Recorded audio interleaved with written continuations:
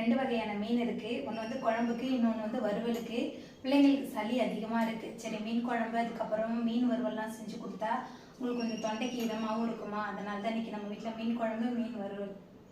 மீன் வறுவலுக்கு எந்த மசாலாவும் புதுசாக அரைச்சி போடல. வீட்டில் உள்ள குழம்புத்தூள் கூடவே மஞ்சத்தூள், உப்பு, இஞ்சி பூண்டு விழுது, மேலால் 2 டேபிள் ஸ்பூன் அளவுக்கு சோம்புத்தூள் சேர்க்கும் போது நல்ல மணமாக இருக்கும். அதுக்கப்புறமா எலுமிச்சை சாருக்கு பதிலாக புளி தண்ணி ஊற்றி நம்ம பிசைஞ்சிட்டு அதுக்கப்புறமா மீனை போட்டு அதில் பெரட்டி மீன் வறுவல் சமைக்கும்போது மீன் வறுவல் ரொம்ப டேஸ்ட்டாக இருக்கும்.